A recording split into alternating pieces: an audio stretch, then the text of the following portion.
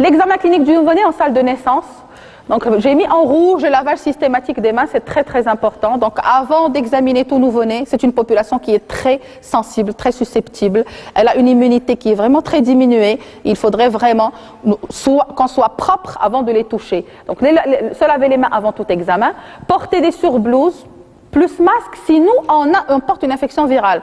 On est en période hivernale et la plupart de nous ont chopé une grippe ou là, au moins un rhume pendant cette période. Donc quand on est enrhumé, examiner cet enfant toujours avec une bavette s'il n'y a pas quelqu'un d'autre qui pourrait l'examiner. Maintenant, s'il y a quelqu'un à qui on pourrait céder la main, vaut mieux ne pas toucher ce bébé.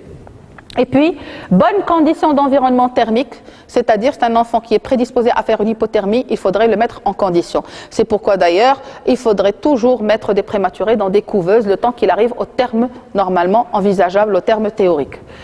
Si examen systématique, idéalement en présence des parents. Pourquoi idéalement en présence de parents? Maintenant, ce n'est pas un bébé en réa. Les calomrides en réa, bien sûr, il n'y a personne avec vous. Maintenant, si c'est un bébé qui est tout à fait normal, ou peut-être vous allez déceler un petit quelque chose. En examinant le bébé, vous expliquez à la famille et quand vous décelez quelque chose, il faudrait leur en parler. Maintenant, la personne et les parents, ils ont le droit à l'information. Ce n'est plus comme avant. C'est-à-dire, vous faites ce que vous voulez, vous les informez même pas. Il faudrait savoir que maintenant, chaque fois qu'on admet un enfant ou la hadi, il faut faire signer aux parents un papier comme quoi ils nous autorisent à donner des soins à leur bébé. Ça, c'est la première des choses, chose qui n'existait pas avant, parce que les textes de loi ont changé, et même les choses ont changé dans les têtes des gens. Et la deuxième des choses, c'est demander, parler aux parents et ils ont le droit de poser des questions. Donc, c'est l'occasion de faire un petit échange avec la famille. Donc, l'examen clinique du nouveau-né en salle de naissance, apprécier la vitalité. Ça, c'est très important. Et donc, le score d'Apgar, ça, c'est international. Vous allez le trouver dans toutes les maternités, surtout à l'inspection. Je vous ai mis cette photo-là. C'est un bébé qui dit que je suis bien. Donc, ne me touchez pas. Regardez. Il y a une quadriflexion. Un bébé à terme, il est à terme déjà. Donc, parce qu'on a le coudet, on a l'habitude de voir des bébés. Donc, il est à terme, ça se voit qu'il n'est pas prématuré, il n'est pas tout petit. Et il est en quadriflexion. Il y a les membres qui sont en flexion, les quatre. Donc, ça, c'est normal. Il crie, regardez, il ouvre sa bouche, donc il crie. Donc, ça se voit qu'il est bien. Et regardez sa couleur, il est rose. Donc, Hada, c'est un bébé qui ne demande rien à personne. Normalement, Hada, on le sèche, on le remet à sa maman, on n'aspire pas systématiquement. Vous allez voir que l'aspiration, ça se fait plus systématiquement. La cotation du score d'Apgar, donc ça c'est des tableaux à apprendre par cœur. Donc le Silverman, l'Apgar, c'est à apprendre par cœur. Normalement, c'est coté de 0 à 2 et donc il faudrait chercher les items suivants. Il faudrait voir est-ce que le cœur est bon selon le nombre de battements. Et donc, un nouveau-né et un adulte. D'ailleurs, l'adulte, 60 battements, on est bien. Le nouveau-né, on dépasse 100 battements. D'accord? Donc, ce n'est pas du tout la même chose. La respiration, le tonus, est-ce que c'est un bébé qui est tonique? La réactivité, est-ce qu'il va réagir quand on va le toucher? D'ailleurs, un bébé qui va bien, dès que il réagit, il va crier. Parce que de toutes les manières, il était bien au chaud dans le ventre de sa mère. Là, c'est le contact avec la sage-femme, si ce n'est pas l'obstétricien. Et après, donc forcément, il va crier, ce qui est tout à fait normal. Il était pendant 9 mois bien, et là, on est en train de le déranger. La couleur aussi, c'est très important. S'il est rose, c'est que tout va bien. Donc l'appréciation de la maturité, la gestationnelle, c'est très important. C'est quoi la gestationnelle? C'est le délai en semaine entre le premier jour de la date des dernières règles et l'accouchement. Et là, il faudrait qu'on soit vraiment précis. Il y a des mamans qui ne savent pas la date des dernières règles. Il y a la maman qui dit que العيد كبير وسير حسب في العيد كبير شنو هي la date des dernières règles العيد الصغير كاين اللي بكتعقل لها العيد كبير العيد الصغير. Donc quand c'est précis, quand elle vous dit c'est telle date, elle est sûre.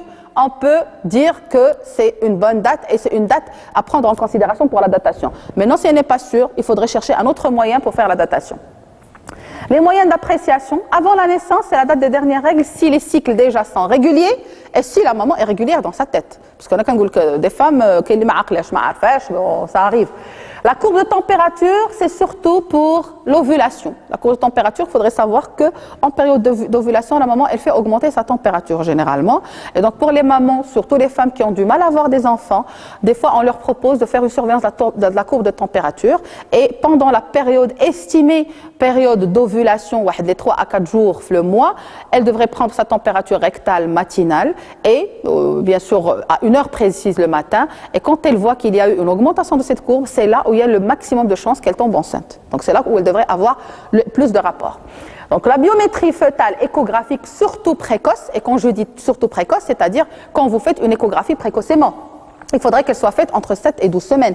Mais une échographie qui est le dernier ou le deuxième semestre, on se base pour dire que mais quand j'ai une échographie qui dépasse 12 semaines, une maman, je me fie beaucoup plus à mes scores à moi. Et vous allez voir qu'il y a des scores que le néonatologiste ou le pédiatre pourrait utiliser pour avoir un terme qui est beaucoup plus proche de ce qui existe que quand vous avez une biométrie qui a été faite ou une échographie qui a été faite tardivement. Donc moi, je me fie jamais aux échographies faites tardivement. Il est entre 7 et 12 semaines, ce n'est pas une échographie fiable.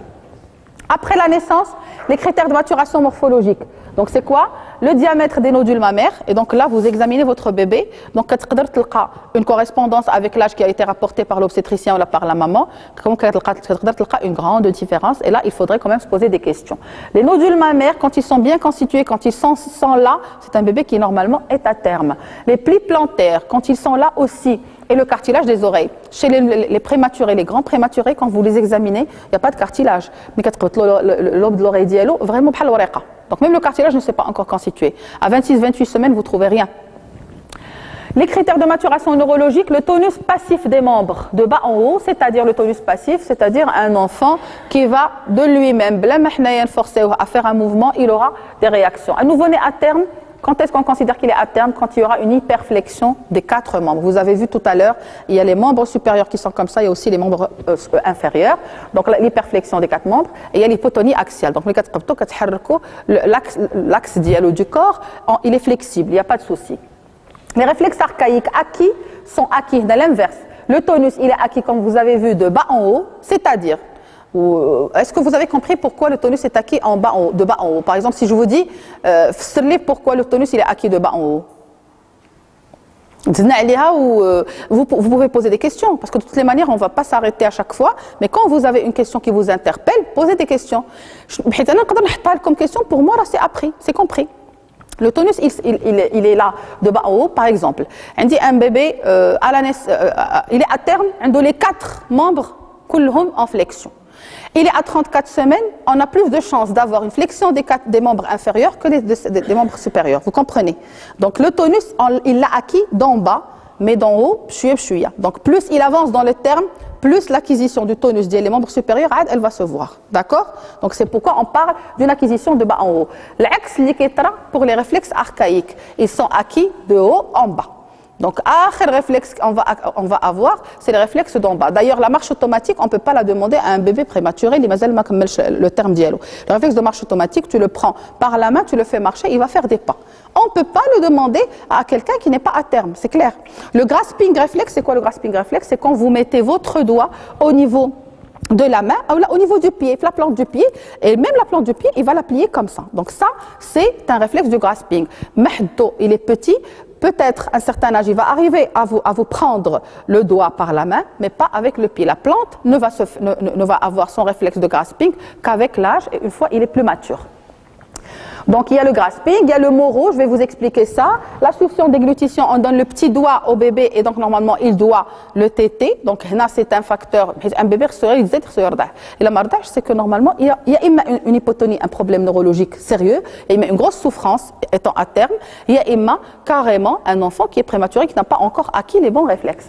Et puis l'extension croisée et la marche automatique, elle va se voir vers 36 justement, 37 semaines.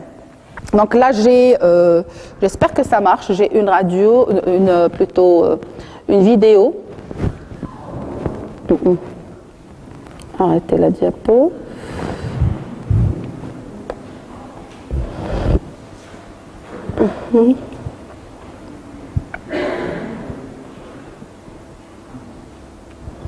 Et je vous invite par la même occasion de rentrer sur YouTube.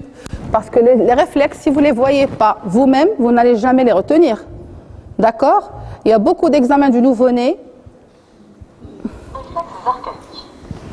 Donc là, c'est une petite vidéo qui parle des réflexes archaïques.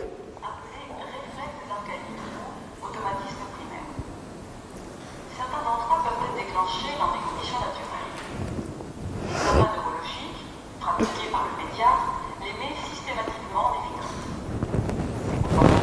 Sont des montages héréditaires propres à l'espèce humaine. Ils sont le témoin de la maturation neurologique et de Donc quand on a des réflexes, c'est qu'on est mûr sur le plan neurologique. Une fois on les a pas, c'est qu'on n'est pas encore mûr sur le plan neurologique. C'est pourquoi il faudrait quand même faire un bon examen pour voir, c'est s'approcher beaucoup plus du terme neurologique de l'enfant si on n'a pas un terme précis tout simplement. Donc là, c'est le réflexe de fouillissement, c'est-à-dire on va approcher le sein de la maman au bébé et il va se retourner vers le sein. Ça s'appelle le réflexe de fouillissement. Et là, la succion. Donc regardez, c'est un bébé qui suce, donc il n'y a pas de souci, il arrive à téter son problème. D'ailleurs, il y a des bébés, même in utero, quand vous faites une écho, les échos 3D et 4D, qui va te montrer le bébé qui a déjà le pouce au niveau de la main. Il commence à sucer le pouce même in utero. C'est le réflexe de Moro, ce qu'on fait là. Donc vous le mettez à plat, vous le faites monter et quand vous le lâchez, il va faire un réflexe avec ses mains. Regardez comment il va faire, il va crier et il va relâcher les mains. Donc c'est ça le réflexe de Moro. Et ça, normalement, c'est un critère très important chez le nouveau-né de maturation neurologique. Ça, c'est le grasping au membre supérieur, remarquez. Donc on met le pouce au niveau des mains et normalement, il doit nous prendre la main.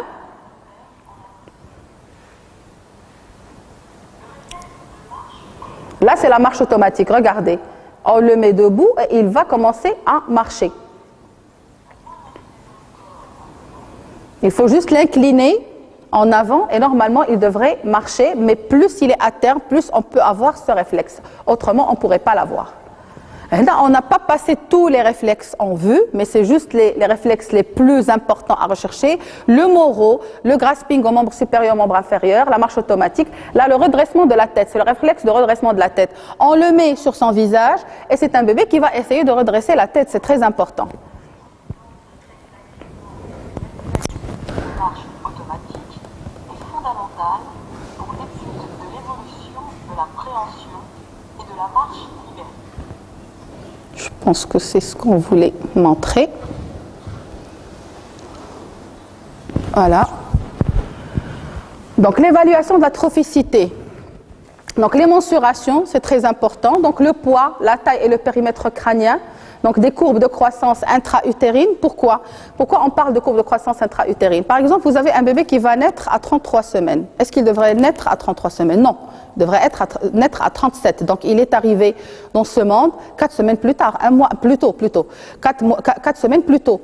Et donc on ne peut pas le comparer, le poids, le périmètre crânien ou la taille, à un nouveau-né qui est né à terme. Pourquoi? Parce que ce n'est pas du tout les mêmes mensurations qu'on devrait avoir. Il faudrait savoir que le maximum de poids est atteint pendant le 3e trimestre et surtout le dernier mois.